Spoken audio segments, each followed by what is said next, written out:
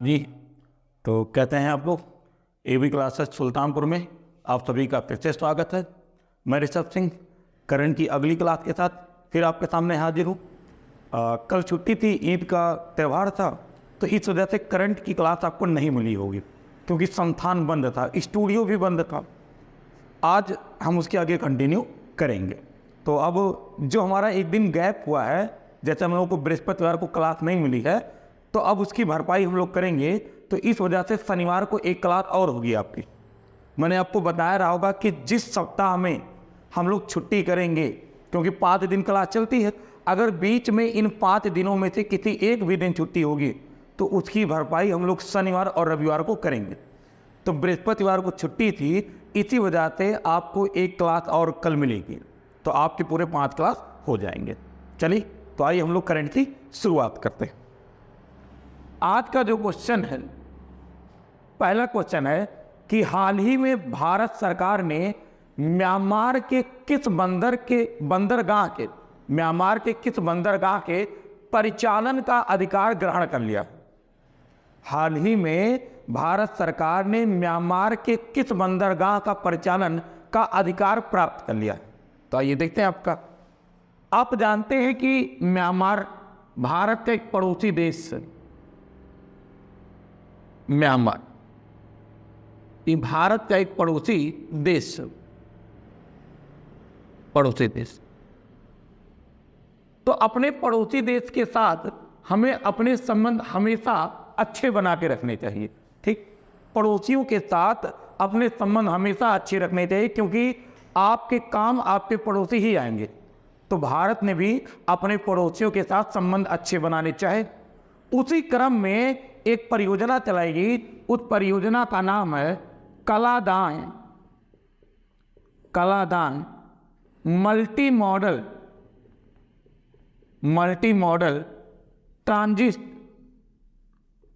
Transit transport. इस योजना की शुरुआत की गई, Kaladan multi modal transit transport. इस परियोजना के तहत भारत सरकार म्यांमार में एक बंदरगाह बनाएगी और उस बंदरगाह का नाम है भैया सितवे बंदरगाह। इस बंदरगाह का नाम है सितवे बंदरगाह। ये ठीक। तो ये जो Kaladan multi modal transit transport है, इसी के तहत म्यांमार में एक बंदरगाह बनाया गया। उस बंदरगाह का नाम है सितवे बंदरगाह। ये बंदरगाह बनाने वाली जो संस्था है भारत की, उसका नाम है इंडिया पोर्ट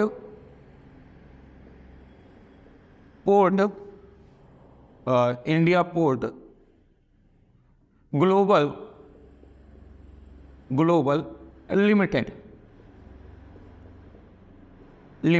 ये भी है। ठीक।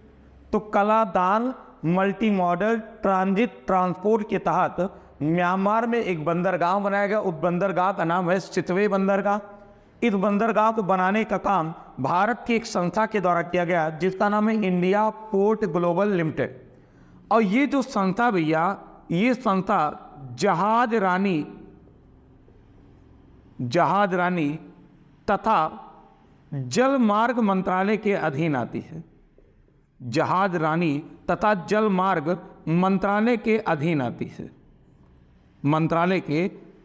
आती है। ये भी ध्यान में आप रखिएगा। ठीक।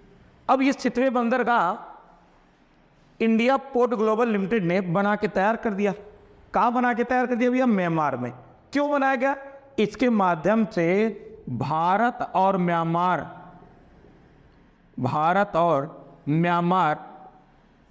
के मध्य कनेक्टिविटी को बढ़ावा दिया जाएगा। कनेक्टिविटी को बढ़ावा दिया जाएगा। इसके तहत हमने किया क्या? इसके तहत हमने म्यांमार को जोड़ा मिजोरम से, और फिर मिजोरम को हमने जोड़ दिया भैया कोलकाता से। ठीक। इससे क्या हुआ? इससे ये हुआ भैया कि किसी कारण से अगर हमारा स्थल मार्ग अवरुद्ध हो जाता है, जैसे म्यांमार जाने के लिए जो स्थल मार्ग है वो पूर्वी राज्य से होकर के हम म्यांमार में जा सकते हैं, लेकिन किसी कारण से अगर म्यांमार जाने का जो स्थल मार्ग है वो अवरुद्ध हो जाए तो हमारे पास पहले से ही एक नया मार्ग होना चाहिए, और ये समुद्री मार्ग है। हम आएंगे पहले भैया कोलकाता से मिजोरम, और फिर मिजोरम से समुद्र से होते हुए कहाँ पहुँचेंगे? म्यांमार, और म्यांमार की किस बंदरगाह पे? सिटवे बंदरगाह पे। और अब इसी बंदरगाह के परिचालन का अधिकार किसको मिल गया भैया? भारत को मिल गया, यानी हमें मिल गया। यानी यहाँ का संचालन अब कौन करेगा? यहाँ का संचालन अब भारत सरकार करेगी, और भारत सरकार की कौन सी संस्था करेगी? यही संस्था इंडिया पोर्ट ग्लोबल लिमिटेड करेगी। ये है आपका। आप मुझे क्वेश्चन का जवाब देंगे कि भैया ये जो जहाज रानी तथा जलमार्ग मंत्रालय है इसके वर्तमान मंत्री कौन है? ये आप मुझे कमेंट में बताएंगे कि जहाज रानी तथा जलमार्ग मंत्रालय के मंत्री कौन है।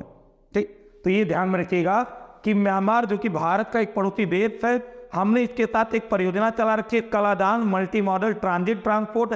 इसके साथ हमने म्यांमार में एक बंदरगाह बनाया गया, सिटवे बंदरगाह। सिटवे बंदरगाह भारत और म्यांमार के मध्य क्या करेगा भैया? कनेक्टिविटी को बढ़ावा देगा। म्यांमार से हम जोड़ेंगे मिजोरम को, मिजोरम से किसको जोड़ेंगे भैया? कोलकाता को। ये बंदरगाह किसने बनाया है? इंडिया पोर्ट ग्लोबल लिमिटेड ने बनाया है। किस मंत्रालय के अधीन आता है? जहाज रानी तथा जलमार्ग मंत्रालय के अधीन आता है। आपको इसके मंत्री का नाम बताना है। ये जो सिटवे बंदरगाह भैया, ये भारत के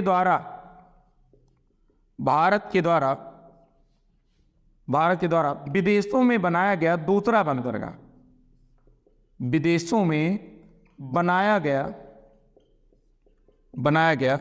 दूसरा बंदरगाह है आपका। ठीक, आप किस तरह अगर ये दूसरा है तो पहला कौन सा भैया? पहला जो बंदरगाह जो हमने भारत से बाहर बना रखा है, फर्स्ट बंदरगाह विदेशों में, वो भैया है चाबहार बंदरगाह। चाबहार बंदरगाह, और ये कहाँ पड़ता है भैया? ये पड़ता है ईरान में बना रखा है। ठीक, तो ये हमारे पहले क्वेश्चन का क्या हो गया भैया? जवाब हो गया। अगर हम बात करें भारत में, तो मैंने आपको एक दिन बताया था कि भारत में 13 बड़े बंदरगाह है, और मैंने नाम भी लिखवाया था आपको। जैसे मैंने गुजरात में बताया था बंदरगाह, महाराष्ट्र में आपको बंदरगाह बताया था। जैसे गुजरात में मैंने बताया था आपको कांडला बंदरगाह, महाराष्ट्र में मैंने आपको बताया था कि नेवा शिवा बंदरगाह और जवाहरलाल नेहरू बंदरगाह उसे कहते हैं। और एक बताया था मैंने आपको मुंबई बंदरगाह। गोवा में मैंने बताया था मुर्मागांव बंदरगाह। कर्नाटक में मैंने बताया था न्यू मंगलोर बंदरगाह। केरल में मैंने बताया था कोच्चि बंदरगाह। ऐसे भारत में कुल 13 बड़े बंदरगाह हैं। ठीक, जो मैंने पिछली क्लास में करा रखे हैं, उसको आप जाकर के देख लीजिएगा। ये हो गया हमारे आज के क्वेश्चन का जवाब कि भारत ने एक बंदरगाह सिटवे बंदरगाह, इसके संचालन की जिम्मेदारी अब ले ली है। ठीक, क्योंकि बनाया इसको हमने ही था। बात समझ में आ गई? थोड़ा बहुत आइए हम लोग म्यांमार के बारे में भी चर्चा कर लेते हैं कि म्यांमार क्या कैसे है। अगर हम बात करें भैया म्यांमार की, तो आप ध्यान से देखिएगा, मैं अगर नॉर्थ इंडिया का मैप बनाऊं, नॉर्थ ईस्ट इंडिया का मैप बनाऊं अगर मैं, तो कुछ इस प्रकार से ऐसे मैप बनेगा।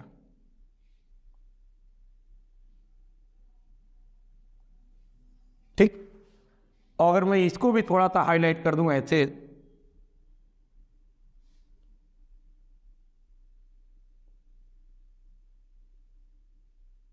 ये इस प्रकार से भी, तो ये हो गया अरुणाचल प्रदेश, ये नागालैंड, ये हो जाएगा आपका मणिपुर, ये मिजोरम, ये त्रिपुरा, और ये हो जाएगा भैया आपका मेघालय। बीच में जो क्या है? असम।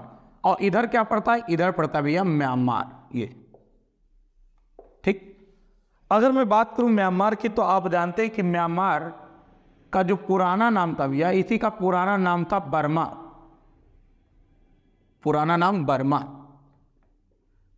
म्यांमार 1935 तक भारत का हिस्सा था। 1935 का जो भारत शासन अधिनियम आया, उस अधिनियम के तहत म्यांमार को भारत से क्या कर दिया गया भैया? अलग कर दिया गया। ठीक, तो ये ध्यान में रखिएगा। तो पुराना नाम बर्मा है। अगर हम बात करें अभी राजधानी की, तो इसकी राजधानी भैया नैपिता इसकी राजधानी है। अगर बात करें इसकी मुद्रा की, तो इसकी मुद्रा है भैया क्यात, इसकी मुद्रा है क्यात। म्यांमार और भारत के राज्यों के बीच में जो सीमा रेखा बनाती है वो एक पर्वत बनाती है, और पर्वत का नाम है भैया अराकानयुमा पर्वत, अराकानयुमा पर्वत। ये पर्वत भारत और म्यांमार के मध्य में सीमा बनाती है। ठीक, म्यांमार को भैया गोल्डन पैगोडा का देश कहा जाता है, गोल्डन पैगोडा का देश कहा जाता है, गोल्डन पैगोडा का देश कहा जाता है, ये भी ध्यान में रखिएगा। ठीक, अगर हम और बात करें म्यांमार के बारे में, तो आप जानते हैं म्यांमार की जो प्रमुख नदी भैया उसका नाम है इरावदी नदी, ये म्यांमार की प्रमुख नदी है। ठीक, तो पुराना नाम बर्मा, राजधानी नैपिदा, मुद्रा क्यात, अराकानयुमा पर्वत भारत और म्यांमार के मध्य सीमा बनाती है। म्यांमार को गोल्डन पैगोडा का देश कहते हैं, और यहाँ पर एक प्रसिद्ध नदी है जिसे हम कहते हैं इरावदी नदी। ये बातें किसके बारे में हो गई? म्यांमार। और म्यांमार किसके साथ सीमा लगाता है? तो देखिए भैया, अरुणाचल प्रदेश के साथ लगाता है, नागालैंड के साथ लगाता है, मणिपुर के साथ लगाता है, और मिजोरम के साथ लगाता है। यानी म्यांमार भारत के 4 राज्यों के साथ सीमा बनाता है। तो ये हो गया हमारे पहले क्वेश्चन का जवाब। अब हम आगे बढ़ते हैं दूसरे क्वेश्चन की तरफ। दूसरा क्वेश्चन भी आपके लिए इंपॉर्टेंट है, आइए देखिए।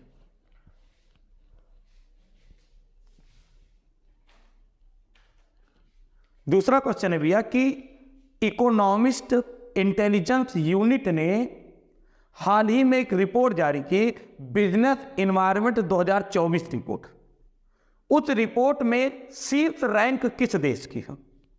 इकोनॉमिस्ट इंटेलिजेंस यूनिट के बिजनेस एनवायरनमेंट 2024 की रिपोर्ट के अनुसार ऐसा कौन सा देश है जो कि शीर्ष पर है? ठीक, यानी पहले स्थान पे कौन सा देश है। तो हम तो ये जानेंगे कि पहले स्थान पे कौन सा देश है, इसके अलावा ये भी जानेंगे कि भारत का कौन सा स्थान है। ठीक, तो ये देखते हैं हम लोग का। तो मैंने बताया इकोनॉमिस्ट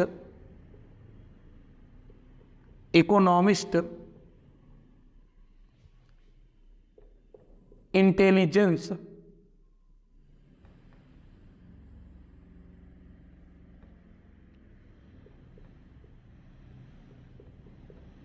इकोनॉमिस्ट इंटेलिजेंस यूनिट, और इसने भी हाल ही में भैया एक रिपोर्ट पेश की। उस रिपोर्ट का नाम है बिजनेस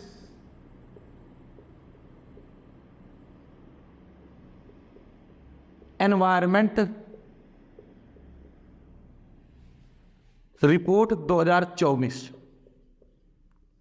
रिपोर्ट 2024। ठीक, तो इकोनॉमिस्ट इंटेलिजेंस यूनिट ने हाल ही में एक रिपोर्ट पेश की। उस रिपोर्ट का नाम भैया बिजनेस एनवायरनमेंट रिपोर्ट 2024। ये रिपोर्ट क्या बताती है? ये रिपोर्ट बताती भैया कि किस देश में व्यापार के लिए बेहतर माहौल है या बेहतर दशा।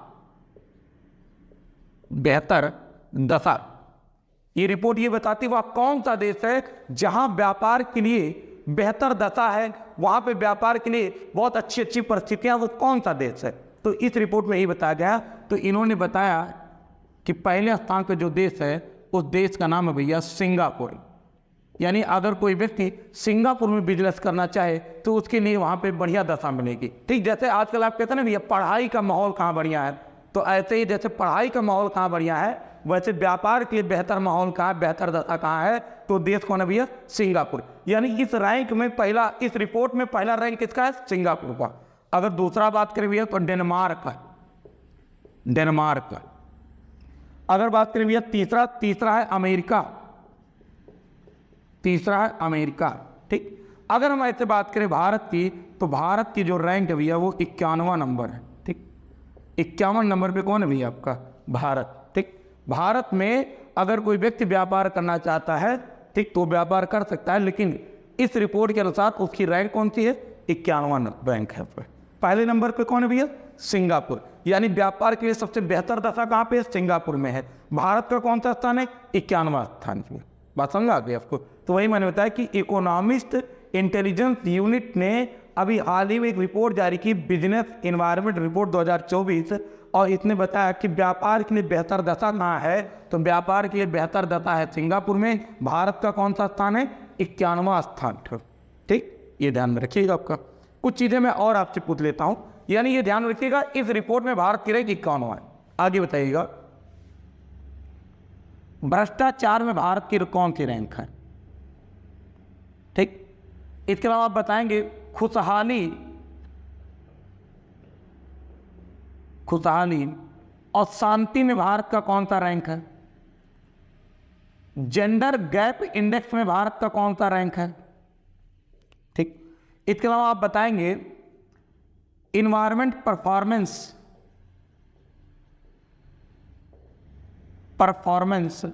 इसमें भारत की कौन सी रैंक है?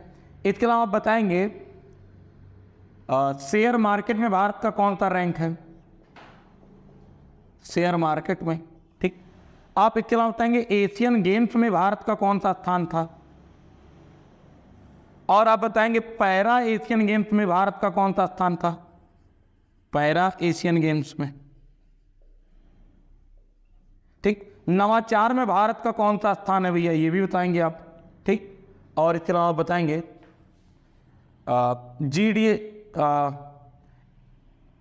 HDI में भारत का कौन सा स्थान है? GII में भारत का कौन सा स्थान है? प्रेस में भारत का कौन सा स्थान है? ठीक। ये आप मुझे कमेंट में बताएंगे भैया। ठीक। ये मैंने लिख दिया आपको, इतने का जवाब आपको देना है कि भ्रष्टाचार में भारत का कौन सा स्थान है, खुशहाली और शांति में भारत का कौन सा स्थान है, जेंडर गैप में भारत का कौन सा स्थान है, इन्वायरमेंट परफॉर्मेंस में भारत का कौन सा स्थान है, शेयर मार्केट में भारत का कौन सा स्थान है, एशियन गेम्स में कौन सा स्थान है, पैरा एशियन गेम्स में, नवाचार में, HDI में, GII में, प्रेस में, इन सब में भारत का कौन सा स्थान है? आप इसका जवाब मुझे देंगे कमेंट में और मैं आपका कमेंट पढ़ूंगा भैया। ठीक। तो इसमें आपको बताना। इसके अलावा एक और आप लिख लीजिए भुखमरी में भी कौन स्थान है, आप ये भी बताएंगे। ठीक। भारत की कौन सी रैंक रही है, इसका भी जवाब आप देंगे। ठीक। क्या इतनी बातें आपको समझ में आ गई? तो इसका जवाब आप कमेंट में दीजिएगा। अब इसके आगे हम तीसरा क्वेश्चन करते हैं। ठीक। इसको मैं रफ कर देता हूं और ये सब आपको इंडेक्स याद होने चाहिए, बढ़िया से बेहतर तरीके से आप इसको याद करिए। तीसरा क्वेश्चन है भैया कि हाल ही में किस राज्य के सितार व तानपुरा को GI टैग दिया गया? ठीक। हाल ही में किस राज्य के सितार व तानपुरा को GI टैग दिया गया? तो आइए देखिए आपका, आप जानते हैं कि एक राज्य भारत का महाराष्ट्र, भारत का एक राज्य है जिसका नाम है क्या भैया? महाराष्ट्र। और महाराष्ट्र का एक जिला जिसका नाम है मिरज, और इस मिरज में ही भैया बनता है आपका सितार, और यहां का है तानपुरा। और इन दोनों को अभी हाल ही में दिया गया GI टैग, GI टैग दिया गया। तो मैंने आपसे कहा ना कि सितार और तानपुरा को हाल ही में GI टैग दिया गया। किस राज्य के? महाराष्ट्र राज्य के। ठीक। GI टैग क्या था आप जानते हैं, मैंने बताया था कि किसी भी क्षेत्रीय उत्पाद को बढ़ावा देने के लिए उसे दिया जाता है GI टैग। जैसे हमारे यहाँ अभी आपने देखा कि बनारस में बहुत सारे उत्पादों को GI टैग दिया गया था, तो ऐसे ही महाराष्ट्र के सितार और तानपुरा को भी क्या दिया गया भैया? GI टैग दिया गया। ये दोनों वाद्य यंत्र हैं, आप जानते हैं सितार और तानपुरा दोनों क्या है भैया? वाद्य यंत्र हैं। ये दोनों वाद्य यंत्र हैं ये। ठीक। तो थोड़ा सा GI टैग के बारे में बात कर लेते हैं। अगर आपसे पूछा जाए कि GI टैग अधिनियम कब आया था, तो आप बताएंगे सर 1999 में आया था। लागू कब हुआ था, तो आप कहेंगे सर 2003 में हुआ था। मैं आपसे पूछूंगा पहला GI टैग किसको दिया गया था, तो आप कहेंगे सर दिया गया था दार्जिलिंग की चाय को, दार्जिलिंग चाय। मैं पूछूंगा भैया दार्जिलिंग की चाय कहाँ की है, तो आप तुरंत जवाब देंगे कि पश्चिम बंगाल की थी सर। हम कहेंगे बहुत ठीक है भैया आपका। फिर मैं आपसे पूछूंगा ये किस मंत्रालय के अधीन आता है, तो आप बताएंगे वाणिज्य एवं उद्योग मंत्रालय के अधीन आता है। वाणिज्य एवं उद्योग मंत्रालय के अधीन आता है, बिल्कुल सही है, ये हो गया। मैं आपसे पूछूंगा कि जो GI टैग दिया जाता है वो कितने वर्ष के लिए मान्य होता है, आप कहेंगे सर इतनी बार पढ़ा दिया अब तो याद ही हो गया, कितने वर्ष के लिए मान्य होगा? 10 वर्ष के लिए मान्य होगा। ठीक। अब मैं कुछ और पूछ लेता हूं आपसे। अगर मैं आपसे पूछूं भैया कि कांतिमुडी बैगन, कांतिमुडी बैगन ये कहाँ का है जिसको जीआई टैग दिया गया है? खामती चावल ये कहाँ का है जिसको जीआई टैग दिया गया है? चुरपी पनीर कहाँ का है जिसको जीआई टैग दिया गया भैया? कलारी पनीर कहाँ का है जिसको जीआई टैग दिया गया है? तो आप बताएंगे, बिल्कुल बता देंगे सर। कांतिमुडी बैगन उड़ीसा की है, खामती चावल अरुणाचल प्रदेश का है, चुरपी पनीर अरुणाचल प्रदेश का है, कलारी पनीर जम्मू कश्मीर का है। आप कहेंगे सर पनीर खूब खा रहे हैं इस समय, तो बता दे रहे हैं आपको पनीर कहाँ कहाँ बनता है। चुरपी का पनीर अरुणाचल प्रदेश में, कलारी का पनीर जम्मू कश्मीर में। और बताइए जरा आप मुझे, ठंडई, ये ठंडई भैया भी जीआई टैग मिला, कहाँ का है? लाल पेड़ा जीआई टैग मिला है, ये कहाँ का है? भरवा मिर्चा को जीआई टैग मिला भैया, ये कहाँ का है? भरवा मिर्चा इसको जीआई टैग मिला, ये कहाँ का आपका है? तो आप कहेंगे सर ठंडई, लाल पेड़ा, भरवा मिर्चा, ये तीनों बनारस का है जिसको भी हाल ही में जीआई टैग दिया गया। मैं आपसे कहूँगा भैया रिसा कहाँ का है? तो आप कहेंगे सर रिसा तो त्रिपुरा का है, त्रिपुरा का यहाँ जीआई टैग दिया गया। अब आप मुझे बताएंगे कि मैंने भी 2 दिन पहले आपको क्वेश्चन कराया था कि त्रिपुरा के 2 उत्पादों को जीआई टैग मिला है, उन 2 उत्पादों का नाम आप कमेंट में बताएंगे। ठीक, अभी हाल ही में मैंने बताया था कि एक क्राफ्ट है, एक प्रसाद है, दोनों का नाम बताएंगे कि जिसको जीआई टैग दिया गया है। इसके बाद मैं कहूँगा भैया सिल्वर सिल्गी, तो आप कहेंगे सर बिल्कुल बता देंगे सिल्वर सिल्गी, ये तो उड़ीसा का जीआई टैग है। सिल्वर सिल्गी ये कहाँ का भैया? उड़ीसा का जीआई टैग है। ठीक, तो जीआई टैग के बारे में ये सारी बातें हो गई। अब थोड़ी सी महाराष्ट्र के बारे में बात कर लेंगे, क्योंकि महाराष्ट्र आ गया आपके मैप में। ठीक, तो आइए महाराष्ट्र के बारे में हम लोग बात कर लेते हैं। थोड़ा सा क्वेश्चन में महाराष्ट्र के बारे में दिया गया है, तो महाराष्ट्र के बारे में चर्चा करेंगे हम लोग।